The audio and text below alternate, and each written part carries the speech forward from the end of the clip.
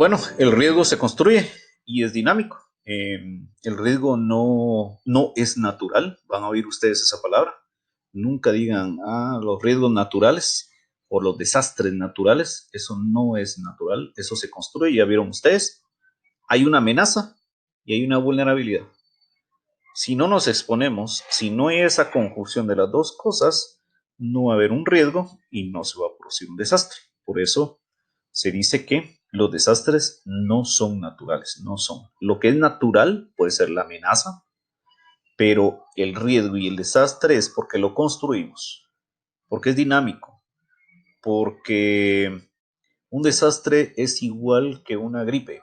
Ustedes sabían que la gripe no hay vacunas contra la gripe, porque, contra la gripe como tal, la gripe común, porque es una mutación. Cuando la gripe sale de mi cuerpo y se introduce al cuerpo de otra persona, muta, cambia, y por lo mismo no hay una gripe igual a otra. Obviamente se parecen, pero el virus como tal es totalmente diferente. Muta, cambia, y por eso es que nunca se ha erradicado el tema de la gripe, y eso cambia.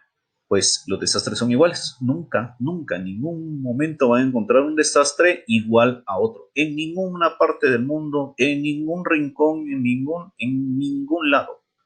Todos los desastres son totalmente diferentes porque son dinámicos, y por eso es la palabra dinámicos, y son construidos por nosotros mismos. Los desastres matan, los desastres cuestan, reemplazos de infraestructura, vidas humanas, retroceso en el desarrollo, o sea, cuesta. Y aquí es un factor bien importante cuando en un medio se le habla de gestión de riesgos a las autoridades municipales y a todos. A veces nos cuesta analizar el riesgo, saber de que es probable que pase algo, pero puede ser que no pase.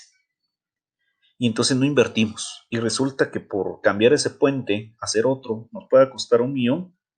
Resulta que en el siguiente invierno se da ese puente y nos costó, solo el que se ha ido puente nos costó 5 millones. ¿Por qué? Porque el tráfico tuvo que ir a cambiarse de otro lugar, la gente ya no pasó, los cultivos, digamos, o la mercadería ya tuvo que pagar más. O sea, es un montón de costos que si hubiéramos invertido en algo bien analizado hubiera sido menor. Por eso los desastres cuestan.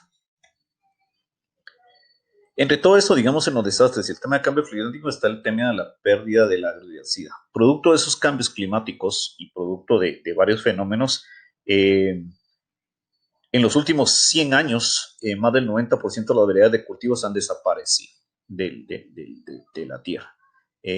Hay algunos porque el clima no se los permitió, hay otros producto de la extracción masiva o el uso no planificado ha hecho que estos elementos de agrobiodiversidad vayan desapareciendo. Fíjense que a nivel mundial, solo 15 cultivos y 8 de animales representan el 90% de nuestra alimentación, de una agrobiodiversidad bastante. El maíz que conocen ustedes, pues será un poco, algunos 2 o 3 variedades de maíz, pero sin embargo hay 15, más de 15 variedades de maíz, de las que ustedes tal vez no conozcan. Hay diferentes tipos de arvejas, de rábano, de coy, de tomate. Hay diferente, tanta agrobiodiversidad que tenemos. Sin embargo, solo 1 o 2 somos las que realmente utilizamos. Aquí es donde habla de 15 cultivos, de los cuales, digamos, 8 son animales de los que nos podemos proveer. Bueno, ¿qué pasa con esta agrobiodiversidad y el tema de los ecosistemas? Esta es una imagen de 2016 hecha por el YARNA de la Universidad Rafael Andívar, y donde ve cómo los efectos de cambio climático, cómo esos 2 grados que nos van a afectar, va a cambiar el tema de los bosques a nivel de Guatemala. Ven ustedes en las zonas rojas y anaranjadas, son los bosques, eh, los que se llaman bosques estacionalmente secos, que son bosques como ustedes ven aquí no se ve, pero en la orilla del lago, digamos en el mapa, en la orilla del lago estamos hablando del bosque que está aquí en Santa Elena, el bosque que está aquí por San Buenaventura, los bosques que están a la orilla de Cerro de Oro, algunos bosques que en algún momento, y los pueden identificar muy bien, que cuando hay época lluviosa están verdes, frondosos, y cuando viene la época seca están totalmente amarillos, secos. Y es uno de los bosques más resilientes porque no mueren. Pareciera que el arbolito está muerto, pero sin embargo en las primeras lluvias eh, vuelve a florecer. Entonces es el que le dan, por eso se llama estacionalmente secos. Si ven ustedes, esa mancha empieza en el 2020 a crecer, y es todo el tema del corredor seco. Empieza a crecer más todavía, y miren el departamento de Sololá, cómo nuestros bosques van a ir cambiando, y cómo esa mancha, el bosque estacionalmente seco, más o menos al 2080, posiblemente nuestros hijos, nuestros nietos lo puedan ver. Estamos hablando de que Sololá, pues ya Pana, San Antonio, que bueno, San Antonio ya tenemos bosque seco, ya empieza a cambiar ese ecosistema. ¿Cómo, digamos, el cambio climático va a afectar a nuestro país o cómo va a tener esa parte? Por eso, el concepto clave es adaptación. Conozcamos bien lo que son los bosques estacionalmente secos, porque es lo que nos va, si ven ustedes el mapa, va a prevalecer en los próximos años. Aquí está un resumen de las imágenes para que vean cómo los bosques van a ir cambiando en función de esto. Bueno, los cultivos, pues van a haber cultivos, el tema de la seguridad alimentaria, dependiendo de los rendimientos, van a haber eh, cambios en los rendimientos. Algunas zonas van a haber nuevos cultivos porque el clima se los va a permitir, y otros, como les decía, los rendimientos van a ser menores. El café, ya el café está saliendo más pequeño, ustedes pueden consultarlo, y eso no se necesita algunas cuestiones científicas. Pregúntenle, como les decía, a sus abuelos, a sus papás, a sus tíos, a vecinos, cómo los rendimientos de cierto cultivo que tengan ustedes cercano ha cambiado. Pero no ha cambiado de este año al año pasado. ¿Cómo ha cambiado en los últimos 20, 30 años en el tema cuánto era lo que se cosechaban nuestros abuelos, nuestros papás? ¿Cuánto lo que ahora están cosechando? Ya que el tiempo, ya ahora, ya no podemos en octubre cosechar, es antes o después. Entonces esos cambios son interesantes poder ir a analizarlos. Ahora bien, ¿por qué esos cambios? Porque el piso altitudinal. En el tema de la temperatura es que a cierta temperatura, como vimos en el mapa de cambios en Guatemala, hay ciertos bosques y ciertas especies que dependen de esa altura. A cierta altura, cuando suben los volcanes, ustedes, igual de los de Pana, Sololá, o los de la Boca Costa de Nahualá hacia Tierra Fría, todos esos cambios se van viendo en esos pisos altitudinales. Y en cada ciertas alturas sobre el nivel del mar, hay especies que sobreviven a esas temperaturas. Si hay un cambio en la temperatura, esas especies empiezan a migrar hacia otros lugares donde la temperatura les es más eh, aceptable o donde puedan sobrevivir. Un ejemplo, y véanlo ustedes en algún momento, pregúntenle igual a sus abuelos, a sus papás, si han en algún momento en Sololá, en Panajachel, antes había geckos, los famosos geckos que habían en la costa. Ahora ya existen. Hay algunos, el dengue, digamos, antes en estas zonas, el mosco del dengue no pasaba. Y aquí también vienen estas enfermedades producto de vectores, donde hay insectos que traen estas enfermedades que se dan más en la costa, pero porque el clima ha ido cambiando, se han adaptado o han logrado resistir a este clima porque ya se los permite, empiezan a venir estas enfermedades que antes no se podían ver aquí. Sololá, Panajachel, pensar en dengue antes era no pensable, ahora ya los hay. Y bueno, estos no son nuestros bosques actualmente. Y ahí donde los anaranjados, les decía, son los bosques estacionalmente secos, donde vamos a tener ciertos cambios. Esto va a ir creciendo, y algunos bosques van a ir cambiando ese piso altitudinal, y van a ir cambiando sus especies, o unas posiblemente van a ir emigrando a otros sitios, cambiando ese tipo de especies. Igual, toda la flora y fauna que hay dentro de estos bosques irán migrando, digamos, hacia estas zonas. Migraciones por cambio climático, aquí tienen el tema de mamíferos, el tema de aves y el tema de anfibios, cómo, digamos, de algún modo van a ir migrando de ciertas zonas. Este es un ejemplo, digamos, de cómo van a ir buscando, por los cambios de temperatura y cambio de precipitaciones, van a ir migrando hacia ciertas zonas. Ok. Para el tema de la gestión de riesgos a nivel mundial, como hablábamos antes, había un acuerdo de París, aquí hay un marco de Sendai. Todo, ¿por qué tienen estos nombres? Porque son firmados en Japón y son uno de los países que tienen mayor riesgo a desastres y que han sufrido más desastres y han tenido más estudios sobre este tema. Ahí se hacen las convenciones, se hacen los acuerdos, y para el último acuerdo fue que la prioridad número 1 es comprender el riesgo de desastres. Es algo que ahorita ustedes están haciendo, comprendiendo el riesgo de desastres, comprendiendo qué es amenaza, qué es vulnerabilidad, qué es riesgo y qué es desastre. Eso es la prioridad número 1, que todos conozcan o que comprendan este elemento. El número 2 es fortalecer la gobernanza del riesgo de desastres para gestionar dicho riesgo.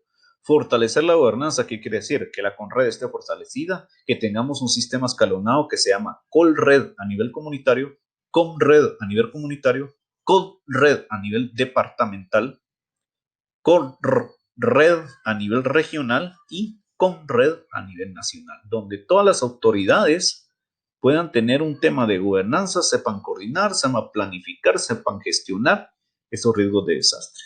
El 3 es invertir en la reducción de riesgo de desastres para la resiliencia. ¿Qué quiere decir eso? Que invirtamos más en energía limpia, invirtamos más en temas de disminución de aguas residuales, que eliminamos más en desechos sólidos, invertir, digamos, en la reducción de riesgos de desastres, en el ordenamiento territorial, en que invirtamos donde la gente no tenga que construir en zonas de alto riesgo. Y la prioridad número 4 es aumentar la preparación para casos de desastre. ¿Nos va a pegar? Nos va a pegar. Estamos en un país donde estamos asentados en 4 placas tectónicas, en 3 placas tectónicas. Somos un único poco de los países que tenemos esa condición, y que, como les decía, el riesgo, no hay riesgo cero, y siempre van a haber casos de desastre, y eso quiere decir que tenemos que aumentar la preparación. Guatemala se está preparando y tiene a nivel de CONRED los equipos de búsqueda y rescate urbanos, y se están certificando a nivel internacional, que son muy pocos países que tienen certificación para poder tener esa preparación. Pero también prepararse quiere decir también tener planificaciones, lo que les decía antes, el tema de ordenamiento territorial, tener Guatemala, y eso muy poco lo aplican, están y parte también de que pueden investigar es unas normas guatemaltecas sismoresistentes, que son unas normas que le dicen a uno cómo construir casas desde hasta 3 niveles con un tema de sismoresistencia. Eso nos va a disminuir totalmente la vulnerabilidad que esa casa se caiga. El terremoto no lo vamos a quitar, pero sí vamos a reducir que esa casa realmente resista, no que no caiga, pero que sí resista un sismo como tal. Entonces, ahí también es la prioridad número 4. Y bueno, la gestión de riesgo, ¿qué es eso? Es el proceso planificado, concertado y participativo integral de reducir las condiciones de riesgo para una búsqueda del desarrollo sostenible. Es planificar, concertar, coordinar, ser participativo para ese riesgo que ya lo vamos a conocer, o sea, lo tenemos que conocer. Tenemos que conocer la amenaza, conocer nuestra vulnerabilidad y vamos a conocer el riesgo. Vamos a empezar a gestionar ese riesgo. Bueno, el ciclo de los desastres lo voy a resumir en el antes, durante y después. Hay un cuadrito ahí que igual les va a quedar, creo que esta presentación, una presentación. Antes equivale a que podríamos llamar la situación inicial de riesgo, antes de que pase, que es riesgo. Durante es cuando ya se materializó ese riesgo, ya es un desastre. Y después es cuando nos vamos a recuperar de eso que pasó. Antes del desastre se limita en el tema de la prevención, la mitigación, la preparación y la alerta. Algo que Sololá, pues bueno, ustedes, si ustedes no saben, pregunten en sus municipalidades. Tienen que tener un plan de respuesta municipal, tienen que tener sus coordinadoras municipales, tienen que empezar a ver mitigación, hacer muros en algunos ríos, limpiar cunetas, o sea, todo ese tema es prevención.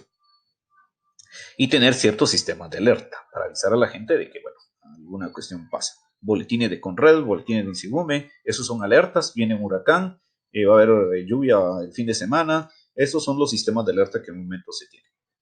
Durante el desastre, la respuesta. Sololá y a nivel de Occidente cuenta con una brigada de rescate, una brigada que cuenta con más de 35 elementos y muy bien capacitados, y que, bueno, ya tenemos una cuestión de respuesta como tal. Hay un buen equipo, tenemos, ¿cuántos son? Si no soy mal, son 7 estaciones de bomberos que tenemos a nivel departamental y que constantemente se han estado capacitando.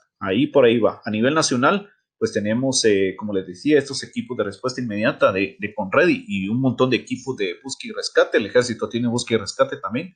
Entonces, se están certificando a nivel internacional para poder una cuestión de desastre. Y el tema que cuesta más, digamos, porque el tema es de, después del desastre, rehabilitar, recuperar y reconstruir.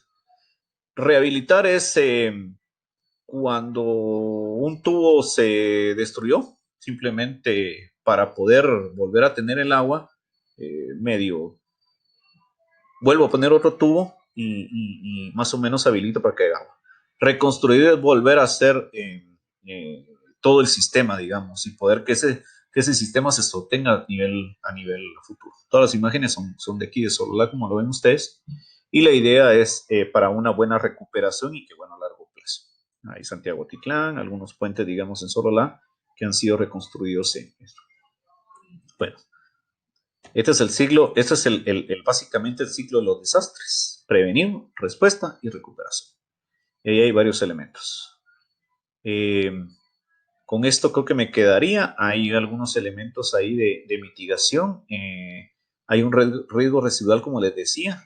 Cada vez que hacemos algunas acciones, evitar amenazas, mitigar el impacto de efectos adversos, responder a efectos adversos, transferir los riesgos. Guatemala acaba de pagar un seguro, perdón, le acaban de pagar un seguro por las tormentas tropicales que acaban de pasar hace unas semanas.